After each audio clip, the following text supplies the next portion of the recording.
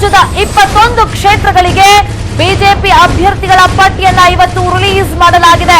28 ಲೋಕಸಭಾ ಕ್ಷೇತ್ರ ಇರೋದು ಕರ್ನಾಟಕ ರಾಜ್ಯದಲ್ಲಿ. ಅದರಲ್ಲಿ ಕೇವಲ 21 ಕ್ಷೇತ್ರಗಳಿಗೆ ಇದೀಗ ಅಭ್ಯರ್ಥಿಗಳ ಹೆಸರು ಬಿಜೆಪಿ ಘೋಷಣೆ ಮಾಡಿದೆ. 21 ಕ್ಷೇತ್ರಗಳಿಗೆ ಮಾತ್ರ ಅಭ್ಯರ್ಥಿಗಳ ಘೋಷಣೆಯನ್ನ ಇವತ್ತು ಬಿಜೆಪಿ ಪಕ್ಷ ಮಾಡಿರೋದು. ಲೋಕಸಭಾ ಚುನಾವಣೆಗೆ ಮೊದಲ ಪಟ್ಟಿ ಬಿಜೆಪಿ ಪಕ್ಷದಿಂದ ಅಭ್ಯರ್ಥಿಗಳ ಪಟ್ಟಿ ರಿಲೀಸ್ ಆಗಿದೆ. 7 ಕ್ಷೇತ್ರಗಳಲ್ಲಿ ಅಭ್ಯರ್ಥಿಗಳ ಹೆಸರನ್ನ ಬಿಜೆಪಿ ಇನ್ನೂ ಕೂಡ ಘೋಷಣೆ ಮಾಡಿಲ್ಲ. ಇನ್ನು ಬೆಂಗಳೂರು ದಕ್ಷಿಣ, ಮಂಡ್ಯ, ಬೆಂಗಳೂರು ಗ್ರಾಮಾಂತರ, ಹಾಗೇನೆ ಕೋಲಾರ, ರಾಯಚೂರು, ಚಿಕ್ಕೋಡಿಯಲ್ಲಿ ಯಾರು ಅಭ್ಯರ್ಥಿ ಅನ್ನೋದು ಇದುವರೆಗೂ ಕೂಡ ಕನ್ಫರ್ಮ್ ಆಗಿಲ್ಲ. ಹಾಗಾಗಿ ಈ 7 ಕ್ಷೇತ್ರಗಳಲ್ಲಿ ಘೋಷಣೆ ಬಾಕಿ ಇದೆ. ಕೊಪ್ಪಳ ಕ್ಷೇತ್ರಕ್ಕೆ ಅಭ್ಯರ್ಥಿ ಘೋಷಣೆ ಬಾಕಿ ಇದೆ. ಕಗ್ಗಂಟಿನ ಕ್ಷೇತ್ರಗಳಲ್ಲಿ ಹೆಸರು ಘೋಷಣೆಯನ್ನ ಹಾಗೆ ಬಾಕಿ ಉಳಿಸಿಕೊಂಡಿದೆ ಬಿಜೆಪಿ ಪಕ್ಷ. 7 ಕ್ಷೇತ್ರಗಳಲ್ಲಿ ಬಿಜೆಪಿ ಅಭ್ಯರ್ಥಿಗಳಿಗೆ ಇದೀಗ ಸಹಜವಾಗಿ ಟೆನ್ಷನ್ ಜಾಸ್ತಿ ಆಗ್ತಾ ಇದೆ. 28 ಲೋಕಸಭಾ ಕ್ಷೇತ್ರಗಳ ಪೈಕಿ 21 ಲೋಕಸಭಾ ಕ್ಷೇತ್ರಗಳಿಗೆ ಬಿಜೆಪಿ ಪಕ್ಷ ತನ್ನ ಮೊದಲ ಅಭ್ಯರ್ಥಿಗಳ ಪಟ್ಟಿಯನ್ನ ಈಗ ರಿಲೀಸ್ ಮಾಡಿದೆ ಅಧಿಕೃತವಾಗಿ. ಇನ್ನು ಉಳಿದಂತ 7 ಕ್ಷೇತ್ರಗಳಲ್ಲಿ ಒಂದು ಕಡೆ ಬಿಜೆಪಿ ಅಭ್ಯರ್ಥಿಗಳಿಗೂ ಕೂಡ ಯಾಕೆ ಹಂಗಾದ್ರೆ ಟಿಕೆಟ್ ಅನೌನ್ಸ್ ಆಗಿಲ್ಲ, ಹೆಸರುಗಳು ಅನೌನ್ಸ್ ಆಗಿಲ್ಲ ಅನ್ನೋ ಟೆನ್ಷನ್ ಇದ್ರೆ, ಇನ್ನೊಂದು ಕಡೆ ಈಗ ಬಿಜೆಪಿ ಪಕ್ಷದಲ್ಲೂ ಕೂಡ ಕಗ್ಗಂಟಿನ ಕ್ಷೇತ್ರಗಳು ಅಂತ ಗುರುತಿಸಿಕೊಂಡಿರುವಂತಹ ಕ್ಷೇತ್ರಗಳಲ್ಲಿ ಹೆಸರು ಘೋಷಣೆಯನ್ನ ಪಕ್ಷ ಹಾಗೆ ಬಾಕಿ ಉಳಿಸಿಕೊಂಡಿದೆ.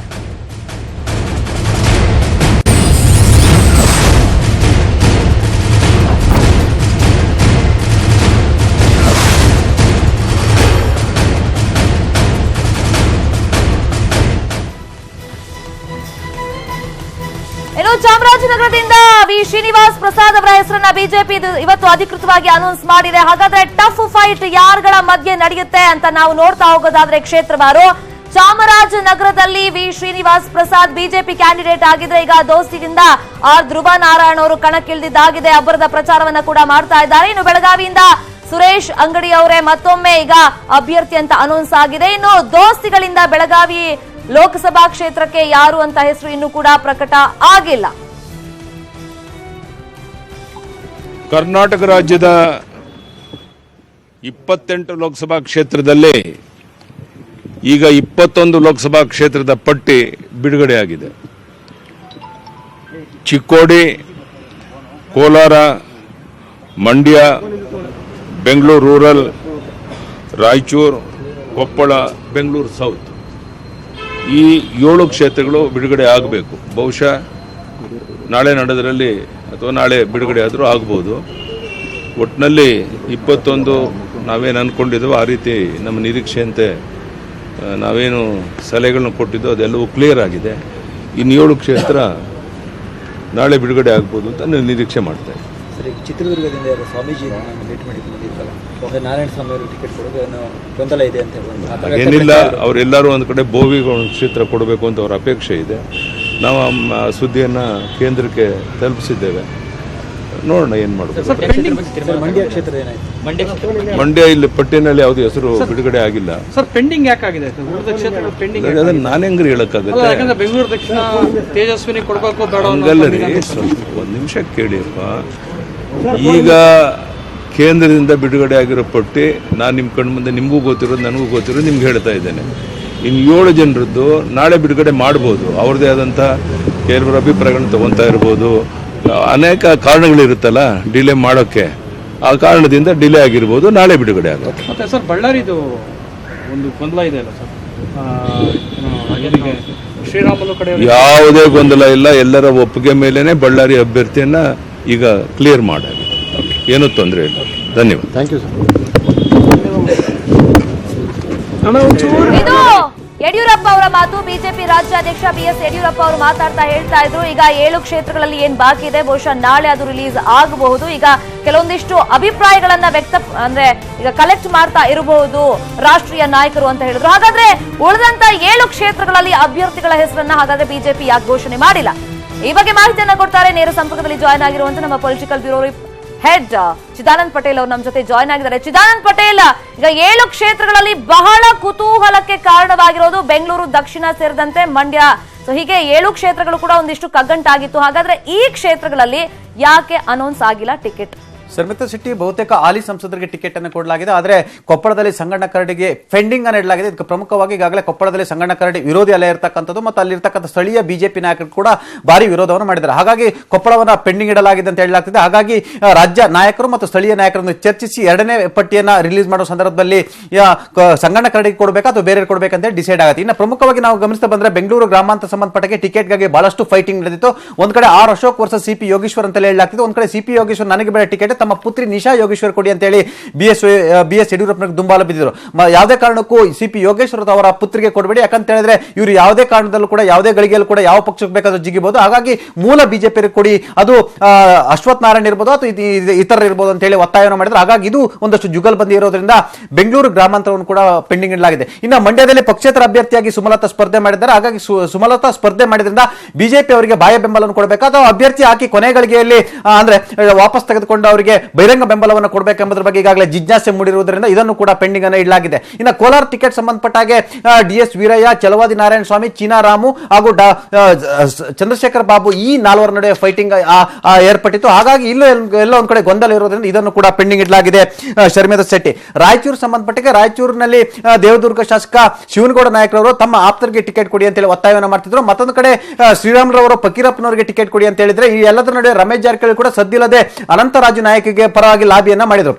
ಹಾಗಾಗಿ ರಾಯಚೂರು ಕ್ಷೇತ್ರದಲ್ಲಿ ಬಿಜೆಪಿಯ ದೊಡ್ಡ ಮಟ್ಟದ ಗೊಂದಲ ಇರೋದ್ರಿಂದ ರಾಯಚೂರು ಕ್ಷೇತ್ರವನ್ನ ಪೆಂಡಿಂಗ್ ಇಡಲಾಗಿದೆ. ಇನ್ನು ನಾವು ಚಿಕ್ಕೋಡಿ ಕ್ಷೇತ್ರಕ್ಕೆ ಬಂದ್ರೆ ಚಿಕ್ಕೋಡಿ ಕ್ಷೇತ್ರದ ಪ್ರಬಲ ಆಕಾಂಕ್ಷಿ ಆಗಿದ್ದಂತ ಪ್ರಬಲ ಆಕಾಂಕ್ಷಿಗಳು 2 ಜನ ಇದ್ರು. ಅದರಲ್ಲಿ ಪ್ರಮುಖವಾಗಿ ರಮೇಶ್ ಕತ್ತಿ ಅವರು ಇದ್ರು, ಅಲ್ಲದೆ ಪ್ರಭಾಕರ್ ಕೋರೆ ಕೂಡ ಅದರ ಆಕಾಂಕ್ಷಿಯಾಗಿದ್ರು. ಆದ್ರೆ ರಮೇಶ್ ಕತ್ತಿಗೆ ಕೊಟ್ಟರೆ ಮಾತ್ರ ಉಮೇಶ್ ಕತ್ತಿ ಅವರು ಕೆಲಸ ಮಾಡ್ತಾರೆ. ಒಂದು ವೇಳೆ ಪ್ರಭಾಕರ್ ಕೋರೆ ಕೊಟ್ಟರೆ ಉಮೇಶ್ ಕತ್ತಿ ಅವರು ವಿರೋಧ ಮಾಡ್ತಾರೆ ಎಂಬ ಹಿನ್ನೆಲೆಯಲ್ಲಿ ಇದನ್ನು ಕೂಡ ಸದ್ಯಕ್ಕೆ ಪೆಂಡಿಂಗ್ ಇಡಲಾಗಿದೆ. ಶರ್ಮಿತಾ ಶೆಟ್ಟಿ ಉಳಿದಂತೆ ನಾವು ಇಲ್ಲಿ ರಾಯಚೂರು ಆಯ್ತು, ಬೆಂಗಳೂರು ಗ್ರಾಮಾಂತರ ಕೋಲಾರ ಆಯ್ತು, ಮಂಡ್ಯ ಆಯ್ತು. ಇನ್ನು ಬೆಂಗಳೂರು ದಕ್ಷಿಣ ವಿಚಾರಕ್ಕೆ ಬಂದ್ರೆ ಬೆಂಗಳೂರು ದಕ್ಷಿಣ ಟಿಕೆಟ್ ಅನ್ನು ಈಗಾಗಲೇ ಇಲ್ಲಿಯ ನಾಯಕರುಗಳು ತೇಜಸ್ವಿನಿ ಅನಂತಕುಮಾರ್ ಅವರಿಗೆ ಘೋಷಣೆಯನ್ನು ಮಾಡಿದ್ದಾರೆ. ಆದ್ರೆ ಈ ಪಟ್ಟಿಯಲ್ಲಿ ಅನೌನ್ಸ್ ಮಾಡಿಲ್ಲ. ಒಟ್ಟಾರೆ 7 ಏನು ಖಾಲಿ ಉಳಿಸಿಕೊಂಡಿರುವಂತದ್ದು ಇದು ಸದ್ಯದಲ್ಲೇ ಅನೌನ್ಸ್ ಆಗಲಿದೆ ಅಂತ ಹೇಳಲಾಗ್ತದೆ. ಒಟ್ಟಾರೆ ಗೊಂದಲ ಇರತಕ್ಕಂತ ಏನು ಕ್ಷೇತ್ರಗಳಿದೆ ಅದರಲ್ಲಿ ಬಹುತೇಕ ಕ್ಷೇತ್ರಗಳನ್ನು ಇನ್ನೂ ಕೂಡ ಅನೌನ್ಸ್ ಮಾಡಿಲ್ಲ. ಆದ್ರೆ ಇಲ್ಲಿ ನಾವು ನೋಡ್ಬೇಕಾದ್ರೆ ಬಳ್ಳಾರಿ ವಿಚಾರಕ್ಕೆ ಬಂದ್ರೆ ಬಳ್ಳಾರಿಯಲ್ಲಿ ವೆಂಕಟೇಶ್ ಪ್ರಸಾದ್ ಅವರು ಟಿಕೆಟ್ ಕೊಡಲು ತೀರ್ಮಾನವನ್ನು ತೆಗೆದುಕೊಂಡಿದ್ದು. ಆದ್ರೆ ಕೊನೆಗಳಿಗೆ ಶ್ರೀರಾಮುಲು ವಿರೋಧ ಮಾಡಿದ್ರಿಂದ ಶರ್ಮಿತಾ ಶೆಟ್ಟಿ ದೇವೇಂದ್ರಪುರಕ್ಕೆ ಟಿಕೆಟ್ ಅನ್ನು ಕೊಡಲಾಗಿದೆ. Sharmita Shetty. Okay, thank you Chidananda Patel ತಮ್ಮೆಲ್ಲ ಇನ್ಫಾರ್ಮೇಶನ್ಗೆ. ಒಟ್ಟು ಕರ್ನಾಟಕದಲ್ಲಿ ಈಗ 21 ಸೀಟ್ಗಳನ್ನ ಘೋಷಣೆ ಮಾಡಿದೆ ಬಿಜೆಪಿ. ಹಾಗಾದ್ರೆ ಉಳಿದಂತ 7 ಲೋಕಸಭಾ ಕ್ಷೇತ್ರಗಳಲ್ಲಿ ಯಾವಾಗ ಬಿಜೆಪಿಯಿಂದ ಟಿಕೆಟ್ ಅಭ್ಯರ್ಥಿಗಳ ಅನೌನ್ಸ್ ಆಗುತ್ತೆ, ಈ ಬಗ್ಗೆ ಮತ್ತಷ್ಟು ಮಾಹಿತಿಯನ್ನು ಕೊಡ್ತಾರೆ ನವದೆಹಲಿಯಿಂದ ನೇರ ಸಂಪರ್ಕದಲ್ಲಿ ಜಾಯ್ನ್ ಆಗಿರುವಂತಹ ನಮ್ಮ ರಿಪೋರ್ಟರ್ ಧರಣೇಶ್. ಈಗ ಯಡಿಯೂರಪ್ಪ ಅವರು ಕೂಡ ಮಾತಾಡ್ತಾ ಹೇಳ್ತಾ ಇದ್ರು ಅಂದ್ಕೊಂಡಂತೆ ಈಗ 21 ಕ್ಷೇತ್ರಗಳಲ್ಲಿ ಪಟ್ಟಿ ರಿಲೀಸ್ ಆಗಿದೆ ಅಭ್ಯರ್ಥಿಗಳ ಹೆಸರು ಅಂತ. ಈಗ ಉಳಿದಂತ 7 ಕ್ಷೇತ್ರಗಳಲ್ಲಿ ಯಾವಾಗ ಹಾಗಾದ್ರೆ ಬಿಜೆಪಿ ಅಭ್ಯರ್ಥಿಗಳ ಪಟ್ಟಿ ಫೈನಲ್ ಆಗುತ್ತೆ? ತುಂಬಾ ಕುತೂಹಲ ಇರೋದು ಮಂಡ್ಯದಲ್ಲಿ ಏನಾಗುತ್ತೆ, ಜೊತೆಗೆ ಬೆಂಗಳೂರು ಸೌತ್ ಅಲ್ಲಿ ತೇಜಸ್ವಿನಿ ಅನಂತಕುಮಾರ್ ಅವರಿಗೆ ಟಿಕೆಟ್ ಅನೌನ್ಸ್ ಆಗುತ್ತಾ ಅಂತ. ಧರಣೇಶ್. ಶರ್ಮಿತಾ, ಈಗ 21 ಕ್ಷೇತ್ರಗಳಿಗೆ ಟಿಕೆಟ್ ಅನ್ನು ಅನೌನ್ಸ್ ಮಾಡಲಾಗಿದೆ. ಉಳಿದ 7 ಕ್ಷೇತ್ರಗಳ ಪೈಕಿ ಬಹುತೇಕ ಮಂಡ್ಯದಲ್ಲಿ ಪಕ್ಷೇತರರಾಗಿ ಕಣಕ್ಕಿಳಿದಿರುವಂತಹ ಸುಮಲತಾ ಅಂಬರೀಷ್ಗೆ ಬೆಂಬಲ ನೀಡುವ ಸಾಧ್ಯತೆ ಹೆಚ್ಚಿದೆ. ಈಗ ಒಂದು ರೀತಿಯಲ್ಲಿ ಹಿಂಟ್ ಅನ್ನ ಕೊಟ್ಟಿದ್ದಾರೆ. ಯಾಕೆಂದ್ರೆ ಅಲ್ಲಿ ಯಾವ ಪೈಪೋಟಿಯೂ ಕೂಡ ಇರಲಿಲ್ಲ, ಯಾವ ಗೊಂದಲಗಳು ಕೂಡ ಇರಲಿಲ್ಲ. ಒಂದೊಮ್ಮೆ ಅಭ್ಯರ್ಥಿಯನ್ನ ಹಾಕ್ಬೇಕು ಅಂದ್ರೆ ಹಿಂದೆ ಉಪಚುನಾವಣಾ ಸಂದರ್ಭದಲ್ಲಿ ಕಣಕ್ಕಿಳಿದಿದ್ದಂತಹ ಸಿದ್ದರಾಮಯ್ಯ ಹೆಸರು ಇತ್ತು, ಒಂದೊಮ್ಮೆ ಅವರಿಗೆ ಹೇಳ್ಬೋದಾಗಿತ್ತು. ಅಥವಾ ಅಲ್ಲಿ ಯಾರನ್ನೇ ಹಾಕಿದ್ರು ಕೂಡ ಅದು ಒಂದು ರೀತಿಯಲ್ಲಿ ಡೆಮ್ಮಿ ಅಥವಾ ನಾಮಕಾವಸ್ಥೆ ಅನ್ನುವ ಪರಿಸ್ಥಿತಿ ಇದ್ದುದರಿಂದ ಅಲ್ಲಿ ಈ ರೀತಿ ಈ ಮೊದಲ ಪಟ್ಟಿಯಲ್ಲಿ ಅವರ ಹೆಸರನ್ನ ಘೋಷಿಸದೇ ಇರುವ ಮುಖಾಂತರ ಇಂಡೈರೆಕ್ಟ್ ಆಗಿ ನಾವು ಸುಮಲತಾಗೆ ಬೆಂಬಲ ಕೊಡುವಂತಹ ಮನಸ್ಥಿತಿಯಲ್ಲಿ ಇದ್ದೇವೆ ಅನ್ನುವಂಥದ್ದನ್ನ ಈಗ ಬಿಜೆಪಿ ಪ್ರಕಟಿಸಿದೆ. ಉಳಿದಂತೆ ಈ 21 ಈಗ ಆಲ್ರೆಡಿ ಘೋಷಣೆಯಾಗಿರುವಂತಹ ಕ್ಷೇತ್ರಗಳು ಮಂಡ್ಯ ಸೇರಿದರೆ 22 ಆಗುತ್ತೆ. ಸೊ ಇನ್ನು ಉಳಿದ 6 ಕ್ಷೇತ್ರಗಳಿಗೆ ಮಾತ್ರ ಅಭ್ಯರ್ಥಿಗಳನ್ನ ಘೋಷಿಸಬೇಕಾಗಿದೆ. ಈ 6 ಕ್ಷೇತ್ರಗಳಲ್ಲೂ ಕೂಡ ಕೆಲವೊಂದು ಗೊಂದಲಗಳಿವೆ, ಸಮಸ್ಯೆಗಳಿವೆ. ಆ ಕಾರಣಕ್ಕೋಸ್ಕರ ಇಲ್ಲಿ ಅಭ್ಯರ್ಥಿಗಳನ್ನ ಪ್ರಕಟಿಸಿಲ್ಲ. ಫಾರ್ ಎಕ್ಸಾಂಪಲ್ ಕೊಪ್ಪಳದಲ್ಲಿ ಹಾಲಿ ಸಂಸದ ಕರಡಿ ಸಂಗಣ್ಣ ಅವರಿಗೆ ಅವರ ಹೆಸರನ್ನ ಪ್ರಕಟಿಸಿಲ್ಲ. ಹಾಲಿ ಸಂಸದರ ಎಲ್ಲ ವಿಷಯದಲ್ಲೂ ಕೂಡ ನಿರ್ಧಾರ ತೆಗೆದುಕೊಂಡಿರುವಂತಹ ಬಿಜೆಪಿಯ ಕೇಂದ್ರ ಚುನಾವಣಾ ಸಮಿತಿ ಅಥವಾ ಹೈಕಮಾಂಡ್ ಅಥವಾ ರಾಜ್ಯ ನಾಯಕರು ಹಾಲಿ ಸಂಸದರಾಗಿರುವಂತಹ ಕರಡಿ ಸಂಗಣ್ಣ ಅವರನ್ನ ಯಾಕೆ ಅವರ ಹೆಸರನ್ನ ಪ್ರಕಟಿಸಿಲ್ಲ ಅನ್ನುವಂಥದ್ದು ಒಂದು ರೀತಿಯಲ್ಲಿ ಪ್ರಶ್ನೆ ಆಗಿದೆ. ಜೊತೆಗೆ ಇದೊಂದು ಹಿಂಟ್ ಅಂತ ಅನ್ಬೋದು, ಅವರಿಗೆ ಟಿಕೆಟ್ ತಪ್ಪುವ ಸಾಧ್ಯತೆಗಳು ಕಾಣಿಸ್ತಿದ್ದಾವೆ. Sharmita. Okay, thank you Dharanesh ತಮ್ಮೆಲ್ಲ ಇನ್ಫಾರ್ಮೇಶನ್ಗೆ. ಬದುಕು ಕಟ್ಕೊಳ್ತಾ ಇದ್ದ ಕಟ್ಟಡವೇ ಅಲ್ಲಿ ಸಾವಿನ ಮನೆಯಾಗಿ ಬಿಟ್ಟಿತ್ತು. ಇದ್ದಕ್ಕಿದ್ದಂತೆ ಕುಸಿದ ಕಟ್ಟಡದಿಂದ ಹಲವರ ಜೀವವೇ ಹಾರು ಹೋಗಿದೆ. ಕ್ಷಣ ಕ್ಷಣಕ್ಕೂ ಧಾರವಾಡ ಕಟ್ಟಡ ಕುಸಿತದಿಂದ ಸಾವನ್ನಪ್ಪಿದವರ ಸಂಖ್ಯೆ ಏರ್ತಾನೆ ಇದೆ. ಮೃತರ ಗುರುತು ಹುಡುಕೋಕೆ ಕುಟುಂಬಸ್ಥರು ಪರದಾಡ್ತಾ ಇದ್ದ ದೃಶ್ಯ ಅಯ್ಯೋ ಅನ್ನಿಸ್ತಾ ಇತ್ತು.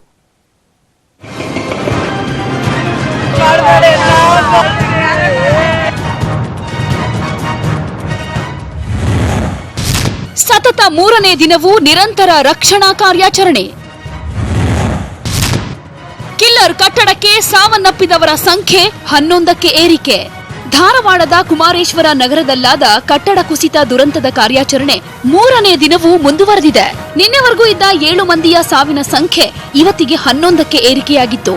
ಎನ್ಡಿಆರ್ಎಫ್, ಎಸ್ಡಿಆರ್ಎಫ್, ಅಗ್ನಿಶಾಮಕ ಸಿಬ್ಬಂದಿ ನಿರಂತರವಾಗಿ ರಕ್ಷಣಾ ಕಾರ್ಯಾಚರಣೆಯನ್ನ ಮಾಡ್ತಾ ಇದ್ದು, ಇಂದು 4 ಶವಗಳನ್ನ ಕಟ್ಟಡದ ಅವಶೇಷಗಳಿಂದ ಹೊರತೆಗೆಯಲಾಯಿತು.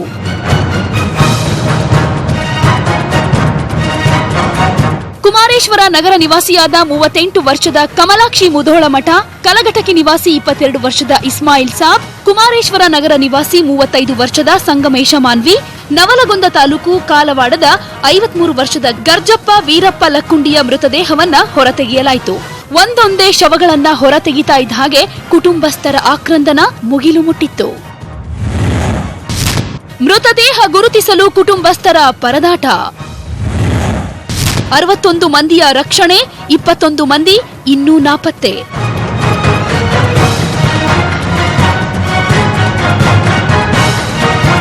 ಒಂದೊಂದೇ ಮೃತದೇಹ ಹೊರತೆಗಿತಾ ಇದ್ದ ಹಾಗೆ ಇದು ಯಾರ ಶವ ಅಂತ ಗುರುತಿಸಲು ಸಾಧ್ಯವಾಗದಂತಾಗಿತ್ತು. ಮೃತದೇಹಕ್ಕಾಗಿ ಮೃತ ಸಂಗಮೇಶ ಮಾನ್ವಿ ಕುಟುಂಬ ಹಾಗೂ ನಾಪತ್ತೆಯಾಗಿರೋ ಜಹಾಂಗೀರ ಹರಿಹರ್ ಕುಟುಂಬಸ್ಥರ ನಡುವೆ ಗೊಂದಲ ಉಂಟಾಯಿತು. ಕೊನೆಯಲ್ಲಿ ಕೈಯಲ್ಲಿರೋ ದಾರ ಮಚ್ಚೆಯಿಂದ ಸಂಗಮೇಶ ಮಾನ್ವಿ ಮೃತದೇಹವನ್ನ ಗುರುತಿಸಲಾಯಿತು.